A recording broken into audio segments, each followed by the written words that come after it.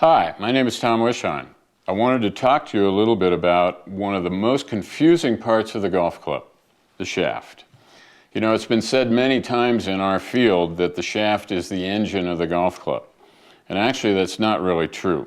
The shaft doesn't provide power. You, the golfer, are the engine. You're providing the power. The shaft is more like the transmission to be able to transmit that power to the club head, to the ball to hit the shot. Okay, when we look at the shaft, we have to look at this and say, well, what does the shaft do? What does it contribute to the shot? Okay, well, there are 5 fitting elements that we look at when we custom fit a golfer for the right shaft for their clubs. We have, first of all, the weight of the shaft. How many ounces or grams the shaft actually weighs. And this is very, very important because the shaft, more than any other element in the golf club, controls the total weight of the golf club, how much that whole golf club weighs. And that's very important because the total weight of the golf club has to be matched to the golfer's strength and golfer's swing elements by largely how much force, how much effort they're putting into the golf club, whether they're a hitter versus more of a rhythmic swinger. And in general, we look at the stronger the golfer, the more forcefully they swing, the more they are a hitter, the higher the shaft weight may need to be to match into that golfer's natural tempo. On the other hand, the weaker the golfer, physically weaker, the smoother they swing, the more passive they look in terms of their swing technique and swing tempo, the lighter weight the shaft needs to be to also make the whole golf club lighter to match into the golfer. So shaft weight is a critical fitting element for all golfers. Okay? Then we have what we call the overall flex of the shaft, how much it resists bending. Within the flex, we can make certain portions of the shaft stiffer or more flexible, what we call distribution of the stiffness, and that's called the bend profile. Some of you may be aware of bend profile through terms like, well, tip stiff shaft or tip flexible shaft or a butt firm or butt flexible shaft. And that's what really is a generic comment to how the flex is then distributed over the whole length of the shaft. When we fit shaft flex, we're looking at being able to fit these different swing elements to the shaft. Golfer's swing speed, the golfer's downswing transition move, the golfer's downswing acceleration or downswing tempo, and the golfer's wrist cock release. When do they unhinge their wrist cock release coming in to hit the ball? The general point is this, obviously, the higher the swing speed, the more forceful they start the downswing in the transition, the more they accelerate the club on the downswing, the stiffer the shaft has to be for the golfer. Okay? The opposite of that is true. Lower swing speeds, more passive downswing transition start, more passive downswing tempo, the more flexible the shaft has to be. Well, within this also, we have the concept of what we call the bend profile, whether we can make the shaft more firm in the tip section, more flexible in the tip section, or do the same thing over the whole shaft. The key element that we have in that is the wrist cock release.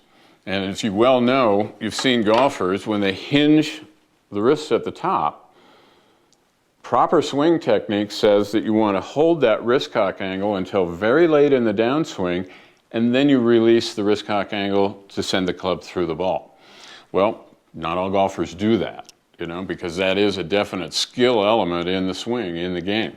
You have golfers who are able to hold that wrist cock release until very late. You have some golfers who start to unhinge that wrist cock angle very early. Others who do it about midway on the downswing or any points in between. Basically, the fitting of the shaft to the wrist cock angle works like this. The later you can hold and retain that wrist cock angle, the closer you get to impact before you unhinge the wrist cocks, the firmer the tip section should be. And vice versa, the earlier you may release the wrist cock angle, the more flexible the tip half may be. In addition, golfers who start the club with a great deal of force, what we call a hard transition, these are golfers who tend to do better with shafts that are designed to be a little stiffer in the butt half of the shaft. Golfers who start the downswing with a very smooth and gradual acceleration of the club, they're going to be better off fit to shafts that are designed to be more butt flexible in their bend profile. Well, we also have 2 other elements in the shaft that we need to look at. One of those is what we call torsional stiffness, the shaft's resistance to twisting. People in the golf industry think of this under the term the torque of the shaft, okay? When we make a downswing to bring that club down to impact, we start that club down with a particular amount of force. Some of us are really hitters and we use a very hard transition. Others very smooth and gradual as we build up the force. We also have our downswing tempo. Some golfers are really pouring on the coal and really accelerating the club with a fast downswing tempo.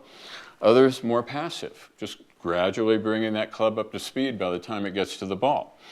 When we look at the torque, what we're looking at then is the harder that transition. The more forceful that we start that club down, the lower the torque of the shaft may need to be. On the other hand, if it's very smooth and passive, we don't usually look and worry about the torque, and higher degrees of torque in the shaft are better for those kinds of golfers. Generally speaking, in fitting torque, we don't really have to worry about that too much because the shaft manufacturers and shaft designers are pretty smart by now. They pretty well know that in the shafts that they're going to design to be more tip stiff or more stiff, that they're going to keep the torque a little bit lower because those golfers need that lower torque to keep the head from twisting on the downswing. Same time, when the shaft companies design shafts for slow swingers, shafts that are more tip flexible, they're designing these shafts with higher degrees of torque because they know that those golfers don't apply the torsional force as much on the shaft on the downswing.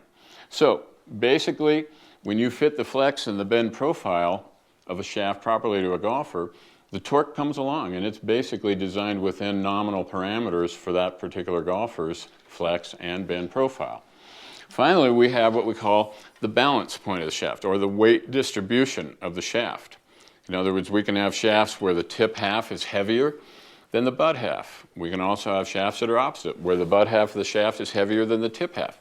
What this does is this starts to affect the swing weight balance, or the MOI, of the finished golf club. How much weight will end up being put in the head so we get the swing weight matched to the golfer's tempo, downswing transition, downswing acceleration, force. And so those are the 5 elements that we look at when we fit the shaft. The weight, the flex, the bend profile, the torque, and the weight distribution or balance point. Now, how do you know if you're going to get the right shaft for your game?